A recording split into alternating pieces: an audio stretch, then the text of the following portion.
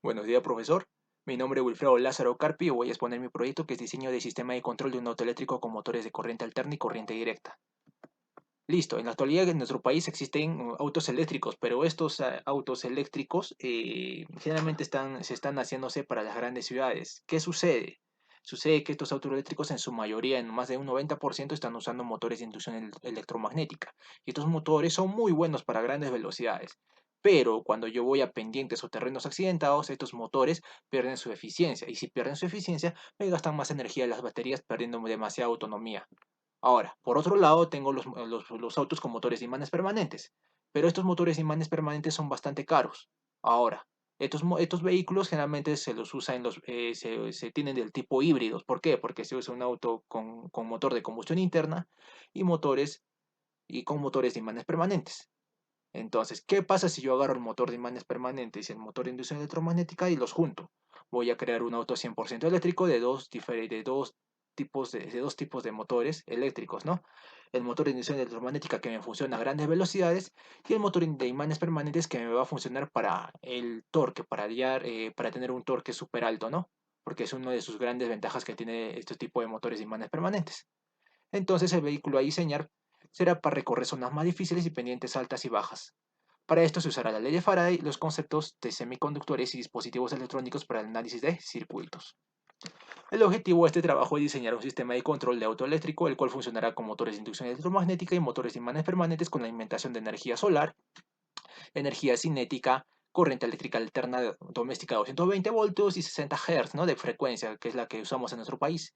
El trabajo demuestra que con una optimización del uso de motores de diferente generación mediante un buen sistema de control es posible tener un auto altamente eficiente. Los resultados de este proyecto servirán como base para la creación de nuevos autos eléctricos con motores de diferente índole y con fuentes de energía no contaminantes, ¿no?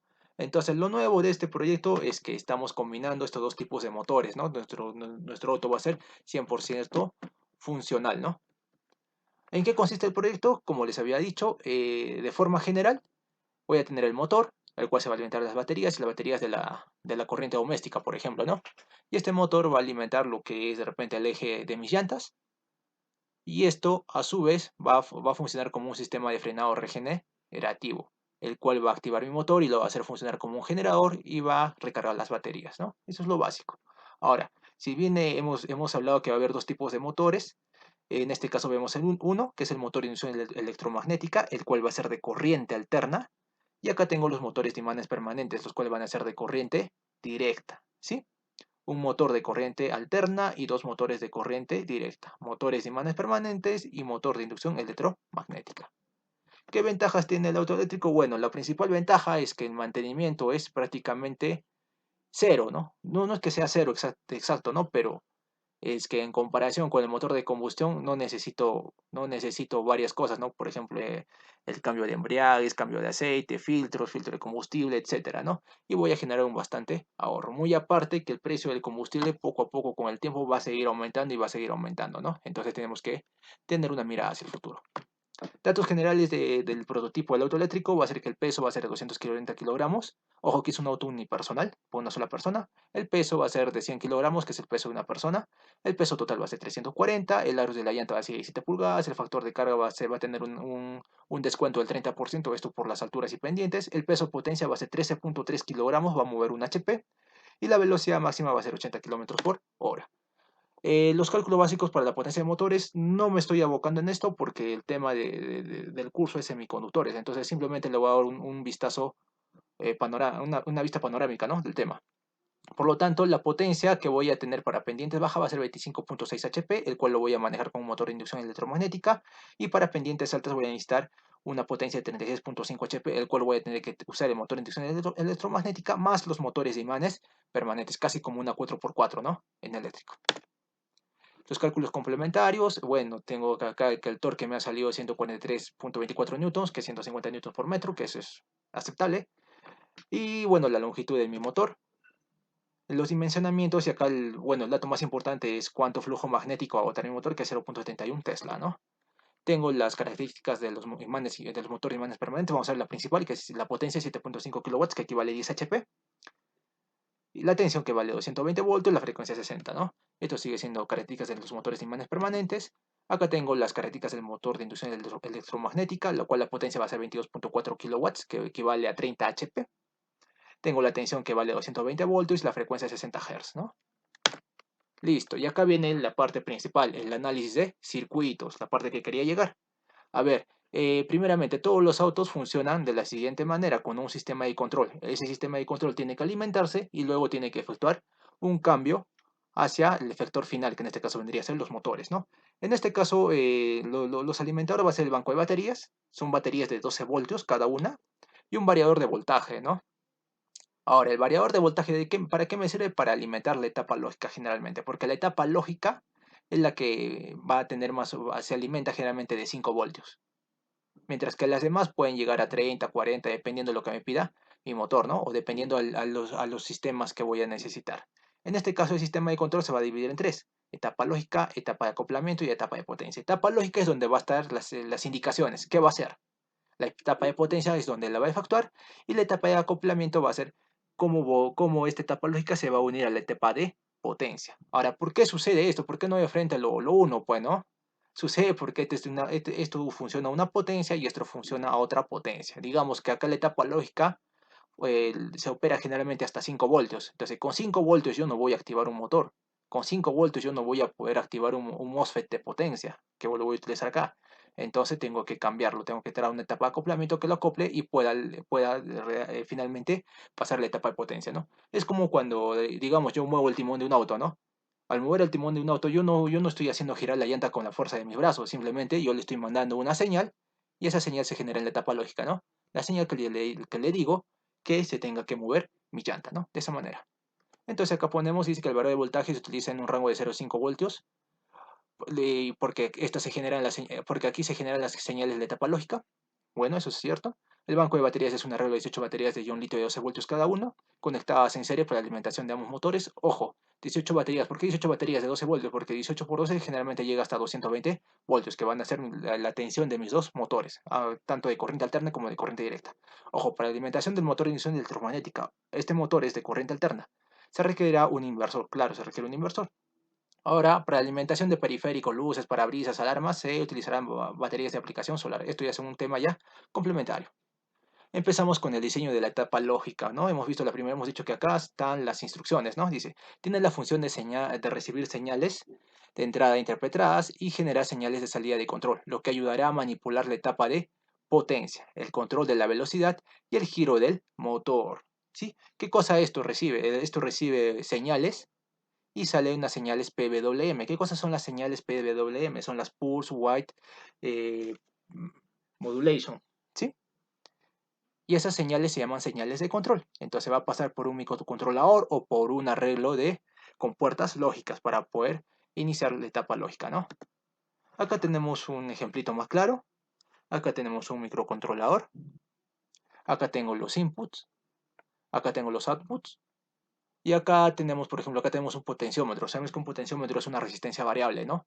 En este caso lo estamos asociando a un pedal de aceleración. ¿Qué pasa si yo aprieto más el pedal? Puede ser que la resistencia, el potenciómetro se mueva hacia un dato o hacia otro dato, ¿no? Entonces, mientras yo aprieto un pedal de aceleración, significa que con la fuerza de mi pie voy a frenar el auto, ¿no? Simplemente yo le mando la señal lo lee y lo manda al microcontrolador, que es el que va a mandar después la señal a a la etapa de potencia, ¿no? Listo. Siguiente. Diseño de la etapa de acoplamiento, es la etapa del medio, ¿no? Problemas, ¿qué sucede? Que yo no puedo unir la etapa lógica con la etapa de potencia, ¿no? Entonces esta etapa tiene como función principal proporcionar las señales de control acondicionadas al MOSFET, ya que no se puede conectar directamente al MOSFET y al microcontrolador, debido a que los niveles de corriente y voltaje que necesita para su activación son más elevados que lo que entrega el microcontrolador. ¿Qué cosa quiere decir? Que la etapa la etapa lógica a la etapa de potencia no se puede conectar directamente, ¿no? Esto lo hemos visto acá. No se puede contar directamente porque la potencia es diferente, ¿no? Estábamos acá. Entonces, para esto se hizo un circuito acoplador, ¿no? Se tiene que hacer un circuito acoplador donde yo las señales PWM que va a sacar mi etapa lógica, la tengo que convertir a la señal de potencia que voy a necesitar en la etapa de potencia, ¿no? Mediante un driver en la etapa de acoplamiento. Y acá tengo, ¿no?, un ejemplo. En este caso está usando un microcontrolador IR2110. En este caso estoy cambiando la potencia, ¿no? Estoy ingresando una potencia de 5 voltios y puede ser una potencia de 14 voltios, como ves acá, ¿no? Entonces de esa manera se trabaja en la etapa de acoplamiento. Ojo, esto se puede tratar, bueno, esto es un datito más, ¿no? Se puede trabajar con microcontroladores o simplemente con varias compuertas lógicas, ¿no? En este caso de acá, esto tiene bastantes compuertas lógicas adentro, ¿no? Integrados. Vamos a la última etapa, la más importante, el diseño de la etapa de potencia, ¿no? El dispositivo central de este sistema son los MOSFET de potencia. ¿Qué es un MOSFET de potencia? Dirá, ¿no? Un MOSFET de potencia es igual a un MOSFET, simplemente que este va a manejar corrientes muy altas. Tiene la misma parte, este va a tener un drain, va a tener un source, un gate, ¿no? Lo mismo. Ahora, este MOSFET, puedo yo comprar MOSFET de diferente tipo de capacidad, pero el problema es que el MOSFET es demasiado caro. Mientras más grande es mucho, mucho, mucho, mucho más caro. Entonces me conviene hacer con MOSFET de baja potencia y usarlos en serie o en paralelo, según lo que se requiera, ¿no? En este caso se va a necesitar hacer un arreglo de MOSFET para que trabajen en paralelo y sean capaces de controlar una corriente elevada, ¿sí? Acá vienen las señales ya altas, y acá viene mi arreglo de MOSFET, y acá ya viene mi efector final, que vendría a ser los motores, ¿no? En este caso acá vemos los transistores MOSFET, que están en un arreglo en paralelo para poder trabajar, ¿no? Es un ejemplo clásico. Y acá empezamos la parte. Y ahora vamos a la etapa de diagramas, ¿no? Fuente de alimentación es la parte más principal, ¿no? La inicial, pero una de las más sencillas. Mira, por ejemplo, estoy con mi auto eléctrico y lo conecto a mi casa, ¿no? A un toma corriente. ¿Qué me va a dar? Me va a dar una fuente de energía de 220 voltios de corriente alterna. Esto está acá. Entonces, una vez que entra los 220 voltios de corriente alterna, se va al transformador. ¿Este transformador qué hace? Le baja el voltaje. Una vez que le baje el voltaje, me voy al rectificador. Este es un rectificador de onda completa. Este rectificador, ¿qué hace? Que lo convierte de corriente alterna a corriente directa. Pero esta corriente directa no sale óptima, sale siempre con eh, pequeños puntos, ¿no? Elevados, pequeños picos. Entonces tengo que pasar por una etapa de filtrado. En este caso estamos usando un capacitor electrolítico, ¿no? Y bueno, ¿para qué utilizo un capacitor electrolítico? Es porque es uno de los mejores capacitores por unidad de volumen que existe, tiene mayor capacidad. Una vez que paso por la etapa de filtrado, va a aparecerme el efecto rizo, ¿no? El efecto de rizado. Y de ahí me voy al regulador. Este regulador es el 7812, el cual me va a botar 12 voltios de salida de corriente directa. Lo vamos a ver en el simulador. A ver, vamos acá. Y acá tenemos nuestro circuito. Ya le expliqué. Hacemos play. Y me tiene que botar de 220 voltios de corriente alterna, me tiene que botar 220 voltios de corriente directa. Y acá está. Listo. Súper fácil el primer tema. Ojo, ahora digamos, en este caso me está botando 12 voltios. Y me dice, no, pero yo quiero 5 voltios para mi etapa lógica, como hemos visto. Entonces, ¿qué hago? Le cambio el regulador. En este caso estoy 7812, me bota 12 voltios. Voy a usar el 7805 que me bota 5 voltios. Y así lo voy a tener según lo que yo requiera. Otra cosa es que puedo también hacer una fuente de alimentación variable, pero es otro tipo de arreglo. Seguimos con la presentación. ¿Qué tipo de componentes tendrá? Voy a tener una fuente alterna que ya sé, transformador en este caso 2P2S, que es un transformador genérico, un puente de diodos, un regulador 7812 para 12 voltios, un capacitor electrolítico de 9200 microfaradios y un regulador 7805 si yo quiero para 5 voltios. Ahora veamos el controlador de giro de motores DC. Ahora, para controlar el giro simplemente hay que acordarnos de algo, del puente H. El puente H es un arreglo que me sirve para controlar el giro de cualquier tipo de motor. ¿Sí? En este caso lo vemos acá. Acá tengo los transistores, como pueden ver, transistores BJT, y tienen una forma de H, ¿no? Por eso se llama puente H. ¿Qué pasa? Que yo si activo un transistor con el transistor alterno, van a hacer que estos giren hacia un lado, o si activo, digamos, acá el Q4 con el Q2, voy a hacer que el motor gire a otro lado. ¿Sí? En este caso, ¿qué voy a tener? Voy a tener un pulsador, voy a tener resistencias, voy a tener un transistor BJT NPN 2N2222, voy a tener un transistor tip 42 y tip 42 acá también, que estos son PNP, BJT también son. Y acá tengo unos transistores NPN también, ¿no? Tip 41. Listo. ¿En qué se diferencia? En que la polaridad de la base es diferente. Ojo, para que se active un transistor BJT, ¿qué teníamos que hacer? Teníamos que enviarle una corriente a la base. Si le enviamos una corriente a la base, esto se cerraba, ¿no? Y permitía el paso de corriente. Si no llegaba corriente a la base, entonces tanto el emisor y el colector no tenían conexión, ¿no? Quedaba abierto. Entonces de eso se trata. Vamos a ver la simulación en el Proteus. A ver, acá tenemos nuestro circuito y lo mandamos a simular. A ver, empezamos. Se supone que en estos momentos todo el circuito está abierto porque tengo el pulsador que me está abriendo todo el circuito, ¿no? ¿Qué pasa si yo abro esto? Se me va a prender unos transistores, ¿no? Y si aprieto este, se me van a conectar otros transistores. A ver, hacemos clic y hemos visto que el motor está girando de manera antihoraria, ¿no?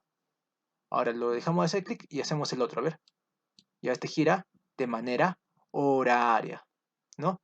A ver, para ver esto de acá, estamos cerrando el circuito, la energía viene por acá, entra en la base, cierra el transistor 2N2222, acá viene la energía, viene por acá, este de acá entra en la base se cierra, pasa la corriente, pasa por acá, entra el motor y por acá no puede pasar, por acá está abierto. Este de acá, hemos visto que por acá pasa la corriente, este de acá viene por acá, cierra el transistor, entonces este se conecta con este, ¿sí? Por lo tanto, el giro va a ser así, ¿no? La corriente va a venir así, cuando yo apriete el botón de acá. Entonces, si yo aprieto este botón, se me activan los transistores Q7 y Q3. Ahora, si yo aprieto este botón de acá, se me activan los transistores Q4 y Q2, los cuales me van a hacer girar en un sentido y los otros en otro sentido. De esta forma tan sencilla, puedo hacer que de repente el auto vaya hacia adelante o vaya hacia atrás. Listo. Esto sería en cuanto a lo que es el control de giro de motores DC. ¿Qué necesito para hacer eso?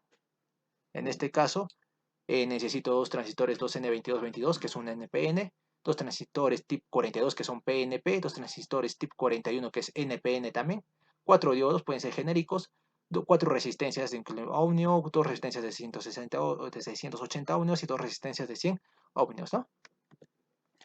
Y vamos ahora con el otro caso, control de giro y velocidad de un motor AC, de un motor de corriente alterna, el motor de inducción electromagnética. ¿Cómo va en este caso? En esta parte podemos ver que acá hay algo que se nos hace conocido, ¿no? Que son el arreglo de puente H. Acá en este caso, ¿qué tenemos? Acá tenemos unos MOSFET. Tenemos cuatro MOSFET, los cuales están en puente H. ¿Sí? Acá tenemos lo que es un timer, el 555. Acá tenemos lo que es un CMOS, que es un flip-flop tipo D, doble. Acá tenemos con puerta SAN, se nota con puerta SAN. Acá tengo lo que es un controlador de FETs, lo que me va a ayudar a controlar los MOSFETs de acá. Acá tengo mi transformador y acá tengo un motor. Bueno, en este caso estoy diciendo que es un motor de corriente alterna. El Proteus no me permite agarrar un motor de corriente alterna. Entonces estoy poniendo un motor de corriente directa, pero que entre comillas estoy diciendo que es un motor de corriente alterna. Simplemente va a funcionar como una resistencia. Listo. Lo vamos a ver en el Proteus. ¿Dónde está el Proteus? Acá está el Proteus. Acá está mi circuito. Entonces empezamos explicando mejor. Esto de acá es un timer. ¿Qué es un timer? Es un pulsador. ¿Qué va a hacer el pulsador? Me va a dar una señal PWM, ¿no? O una señal pulsante, ¿no? Es una pulsación, es como un latido. Va a lanzar y va a lanzar y va a lanzar su pulsación. Entonces eso se tiene que hacerle una conexión estable, ¿no? Que esto está en su datasheet. Hacemos la conexión, bueno, acá están las fuentes de corriente. Hacemos la conexión y sale la señal, ¿no? Sale la señal y ¿a dónde se va? Se va a mi CMOS 4013. ¿Qué hace este CMOS? Recibe una señal de reloj, una señal clock, ¿no? Como está acá. ¿Y qué me bota este CMOS 4013?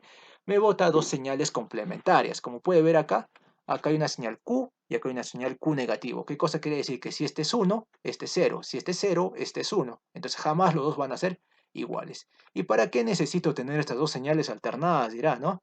Necesito para poder activar yo mi puente H. Acuérdese que yo no puedo tener activado este y este en mi puente H. Si los tengo los cuatro activados no me sirve de nada, voy a gastar energía por gusto, ¿no? ¿Qué necesito? Que estén activado este con este y activado este con este para que haga un giro para un lado y el otro para el otro lado, ¿no? Entonces para eso necesito que estas dos señales sean complementarias. Entonces esto entra a mi controlador de FETs. ¿Se acuerdan que en el caso anterior hicimos todo un arreglo para poder controlar los transistores? En este caso lo vamos a hacer con un solo microcontrolador. En este caso el microcontrolador va a ser un HIP 4081A, que es un microcontrolador que me va a controlar 4 FETs al mismo tiempo. ¿Sí? En este caso tengo un MOSFET, ¿no? El MOSFET va a ser IRF Z44E.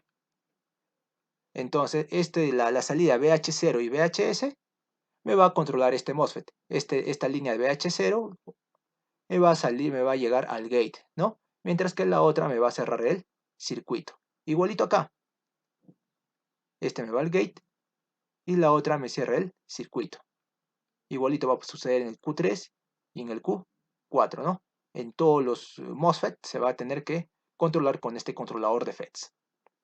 Acá ahora, ¿qué otra diferencia hay con el anterior de motor SD? Es que acá le hemos puesto un transformador. ¿Y para qué el transformador? Para elevarle la potencia. Bueno, si es que tengo un voltaje tanto, lo quiero llevar al voltaje, por ejemplo, en este caso de 220 voltios en corriente alterna. Listo. Entonces, viendo todo esto, empezamos. Hacemos clic. Bueno, esto va a salir en forma errática porque en sí no es un motor de corriente alterna, es un motor de corriente directa, pero mi potencia de salida me tiene que salir más o menos en 220 voltios en corriente alterna. Este es un potenciómetro en corriente, este es un voltímetro en corriente alterna, ¿no? 220 voltios y he iniciado en 12 voltios, como se puede ver acá, ¿no? 12 voltios en corriente directa y he salido en 220 voltios en corriente alterna. Entonces, muy aparte de eso, hemos visto que esto con con el puente H, este motor se puede girar. Ahora me dirán, ¿cómo he hecho para que esta corriente de corriente directa se convierta en corriente alterna si no tengo un un puente de diodos? El transformador, como hemos visto, mi transformador simplemente me cambia de un voltaje a otro voltaje. Los transistores MOSFET me va a ayudar a lo que es el control de giro, un lado a otro lado. Entonces, ¿dónde está el que genera la corriente alterna? En este caso, esto es un controlador de FETs, los voy a controlar. Estos simplemente son compuertas lógicas AND. Esto es un CMOS que me va a ayudar con señales complementarias. Y este es el timer. ¿Qué hace que esto se convierta en corriente alterna? Es el timer más el CMOS. ¿Qué significa? Que si yo cambio la polaridad cada cierto tiempo, voy a tener corriente alterna. Y amplificado con el transformador, voy a tener la corriente deseada, ¿no? Acá tengo el pulsador, como pueden ver. Entra positivo, entra negativo, entra positivo, entra negativo, ¿no? ¿Sí? Y estos son complementarios, ¿no? Positivo, negativo, ¿no? Listo. Y esto sería todo con la parte de lo que es el control de giro y de velocidad del motor AC. Listo. Seguimos con el siguiente. ¿Qué componentes tendrá esto? A ver, en resumen. Potenciómetro de 50 kiloohmios, dos diodos de 1N4007, capacitor electrolítico de 10 nanofaradios, capacitor electrolítico de 214 nanofaradios, un timer triple 5, un CMOS 4013, un controlador FET HP 4081A, 4 MOSFET IRFZ 44E, un transformador 2P2S, puertas lógicas AND 4081. Bueno, estas pueden ser genéricas, no hay ningún problema. O puede ser un integrado. Los integrados generalmente vienen con 4 puertas lógicas AND. Esto es la resistencia de 220 kiloohmios, 10 kiloohmios y 1 kiloohmio, ¿no? El siguiente, control de activación de motores. Este circuito es un poquito más genérico.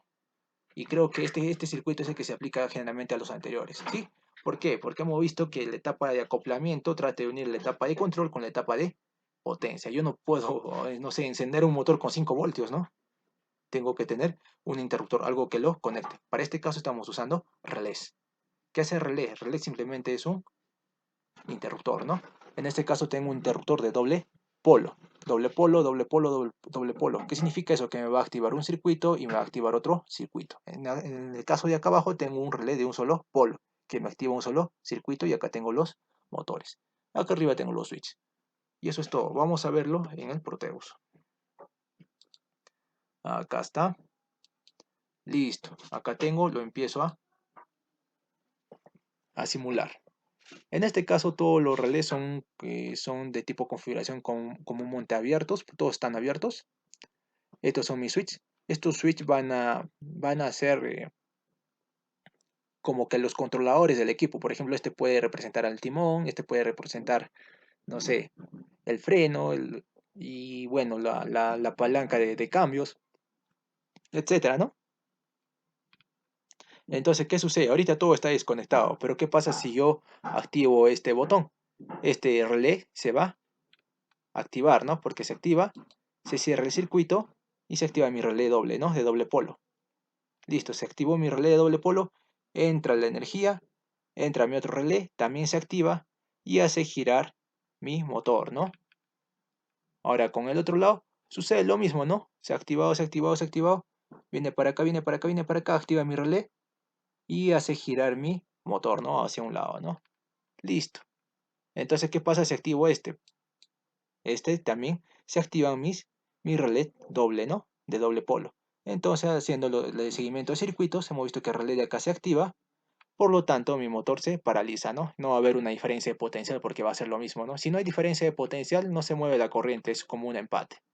Entonces, de esta manera yo puedo controlar mis motores, puedo apagar, puedo prender este y puedo apagar este ahora y se apaga este de acá, ¿no? De esta manera, ¿no? Eso es lógica computacional, ¿no? O lógica de control. Listo, es súper sencillo este circuito, creo que no necesita más explicación.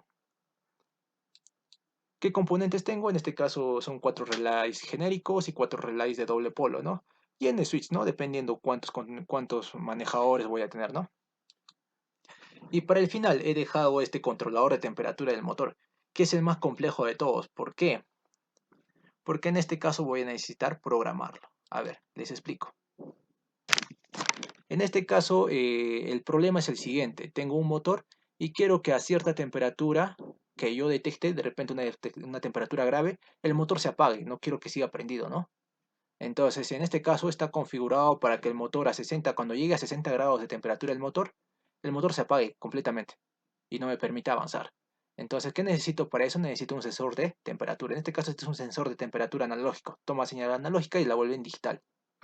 Tengo acá lo que es un display de 7 segmentos MP por 4, ¿sí? Porque tiene 4 señales para mostrar, ¿no? Tengo lo que son mis botones, mis buttons. Tengo un microcontrolador, ¿sí? Ese microcontrolador lo voy a tener que programar. Ese microcontrolador es el PIC18F4 3K22. Ese me va a modular la señal de salida de las señales PWM. Este microcontrolador tiene un oscilador interno, por lo tanto es autoprogramable, lo puedo autoprogramar. Bueno, se programa en lenguaje C. Y si se puede programar significa que tiene memoria, ¿no? Y si tiene memoria significa que esa memoria es no volátil. O sea, si yo lo desconecto sigue grabado acá, ¿no?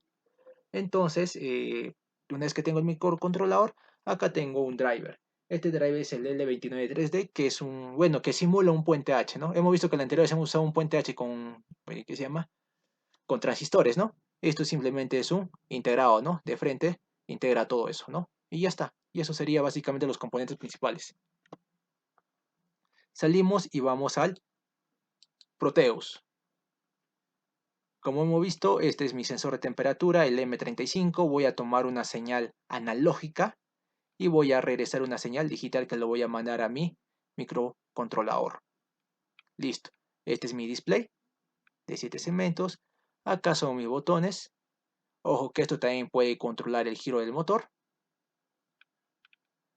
Acá tengo mis dedos indicativos. Esto de acá vendría a ser mi L29 3D, que vendría a ser prácticamente mi puente H. Acá está mi motor en CD. Y bueno, quiero hacer que el motor cuando llegue a 60 grados se paralice, ¿no? Se paralice. A ver, vamos a empezar desde abajo, ¿ya? A ver, 56, ¿ya? Digamos que estamos en 56. Empezamos la simulación. Estamos en 56, 55 grados, ¿no? Me está botando la pantalla. Listo. El motor todavía está apagado. Lo voy a encender el motor. Enciendo el motor. Como se puede ver, se está moviendo el motorcito. Entonces le empiezo a subir. Digamos que empieza a calentarse. Empieza a 56. Vamos a empezar a subir la temperatura, ¿ya? Ay, no quiere subir. 56, ahí está 57, sigue funcionando, 58, sigue funcionando, 59, sigue funcionando, y llega a 60. Y en 60 se para. 61 sigue parado, ¿no? Entonces de eso se trata. Si yo llego a cierta temperatura, tengo que hacer que mi motor se pare, ¿no? Y ahora, cómo sabe este sistema de que tiene que pararse a 60 grados, a 50, 40, 30? ¿Cómo funciona eso? Eso se tiene que hacer en programación en C. Entonces, ¿cómo se hace eso? Acá, en sus componentes, se le rutea a la línea de código, ¿no? La línea de código, ojo, acá hay un detalle, la línea de código está en hexadecimal, o sea, ¿qué cosa quiere decir? Que yo programo en C, y una vez que programo en C, lo tengo que convertir en hexadecimal. Y una vez que convierto en hexadecimal, lo ruteo acá al proteus que está acá. Listo. Entonces vamos a ver un ratito el código, ¿no?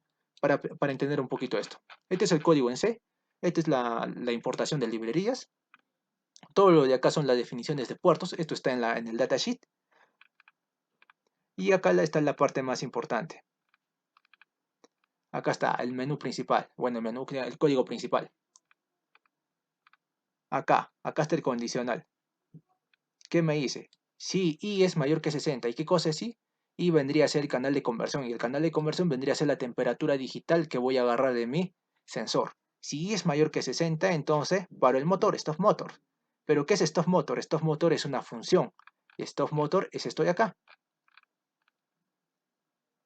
Entonces, cuando yo llame stop motor, qué va a pasar? Que el puerto RD0 y RD1 van a tener señal baja. Entonces vamos a ver eso. ¿Qué significa? Que cuando yo llegue a 60 grados, esta señal, la 19 y la 20, RD0 y RD1, se convierten en baja. Y esas son las que envían para mover el motor. Una vez que se convierten en baja es como si se desconectara, ¿no? Y ya no va a haber energía, entonces ya el motor se para. Entonces cada vez que llega a 60 grados, lo desconecta y ya no funciona mi motor. De esa manera tan sencilla funciona lo que es el control, que se llama el control de temperatura para el motor, ¿no? Muy importante y muy aplicativo, ¿no? Esta parte. Listo, creo que con esto quedó claro. ¿Qué componentes necesito? En este caso un sensor de temperatura, el M35, un display de 7 segmentos M x 4. Bueno, esto no es tan necesario que digamos, dependiendo. Necesito un driver L293D de puente H, un microcontrolador, este sí es el más importante, el PIC 18F4 3K22, que me permite hacer todo eso. Y bueno, los LEDs de comunicadores, ¿no? Listo, estos circuitos que he mostrado acá son los más importantes que tengo ahorita en lo que es el auto eléctrico, ¿no? Porque hay muchos más. Esos son para los periféricos. Por ejemplo, ¿qué circuito adicional puedo tener? No sé, el parabrisas automático. Le pongo un sensor y el sensor se va a activar cada vez que empiece a llover, ¿no? O puedo tener también el circuito eléctrico para lo que son las luces direccionales o las luces de retroceso, ¿no? Tengo bastantes periféricos que desarrollar. Entonces acá simplemente le he puesto de forma general, ¿no? Ya no le he simulado y vamos a la etapa de prototipo, ¿no? Para terminar. Hemos dicho que va a funcionar con dos tipos de motores. Este eje tiene los motores de imanes permanentes en cada lado. Motor imán permanente, motor imán permanente. Son motores de corriente directa. Este es el otro eje. Este es el motor de inducción electromagnética, un motor de 30 HP, que solo va a ser uno y se va a conectar mediante un eje a las llantas. Es de corriente alterna. Acá tengo el ensamble del chasis. Acá está el motor de imanes permanentes, corriente directa. Motor de inducción electromagnética, corriente alterna, ¿no? Listo, acá tengo el prototipo de la carcasa, que va a ser unipersonal, de esta formita. Y bueno, y acá tengo el modelo del auto eléctrico, ¿no? Lo podemos ver también acá, lo he hecho en lo que es Inventor. Ahí está un poquito lento. A ver, a ver, a ver, a ver. Bueno, muy aparte de lo que le estoy mostrando los cálculos los diagramas de circuitos, este proyecto lo he realizado también con el otro curso de lo que es teoría electromagnética. Entonces, el cálculo de los motores, el dimensionamiento, también está hecho en otro proyecto, donde mediante las ecuaciones de Maxwell he hallado y he simulado lo que son el flujo magnético de cada tipo de motor y gracias a eso he podido seleccionar los motores que tiene esto. ¿Sí? Ahí se puede ver, clarísimo. Y acá está lo que es mi auto eléctrico, ¿no? Que en este caso, para ahorrar lo que es energía para las baterías, el parabrisas es vidrio fotovoltaico. Acá tengo celdas solares, este negrito es celda solar, celda solar, celda solar, celda solar, ¿no? Y ya sabemos que el motor de adelante es el motor de inducción electromagnética y al atrás los motores de imanes permanentes. Listo. Con esto estaría acabando lo que es esta parte, ¿no? Y iríamos a lo que son las conclusiones finales. Muchos de los autos eléctricos disponibles en el mercado trabajan con baterías, las cuales pueden recargarse con cualquier fuente eléctrica, ¿no? Convencional, aunque no normalmente combinan esta cualidad con motores convencionales. En este caso, el presente trabajo mostró que sí es posible el desarrollo de un auto 100% eléctrico con motores de diferente índole, ¿sí? Porque generalmente ahora se están usando los híbridos con motores de imanes permanentes o se estaban usando bien los eléctricos 100%, pero solo con motores de inducción electromagnética. No hay el caso de que hay una combinación de motores de inducción electromagnética con motores de imanes permanentes, un poco por el tema de la autonomía. Es por eso que también estoy empezando con lo que es un auto unipersonal. No estoy empezando con autos de para dos o para tres o para cuatro personas, ¿no? Porque ahí voy a necesitar un pack de baterías un poco más grande. Ahora, finalmente, gracias al buen sistema de control a base de dispositivos de semiconductores, se puede lograr controlar dos tipos de motores, uno de corriente alterna y otro de corriente directa, en un mismo auto, siendo esta una nueva alternativa para el inicio de autos eléctricos de este tipo. Se ha visto que sí se puede, y bueno, ha sido un trabajo bastante laborioso y bastante bonito en el caso para mí, porque me ha ayudado a aprender bastante y realmente nunca pensé llegar a comprender muchas cosas de los circuitos electrónicos y los materiales semiconductores. Para eso he tenido que estudiar bastante lo que es Chapman de máquinas eléctricas, lo que me ha ayudado a ver lo que son motores electromagnéticos. El Shigley me ha ayudado a hacer lo que es el diseño de máquinas. El Boylestad lo llevó en el curso de semiconductores. El curso de Rosmarin he visto lo que son vehículos eléctricos. Y en estas tesis que tengo acá he visto cómo funciona un motor de corriente alterna y también cuánta factibilidad tiene la conversión de un motor de combustión a un motor eléctrico, ¿no? Y esto sería todo. Muchas gracias.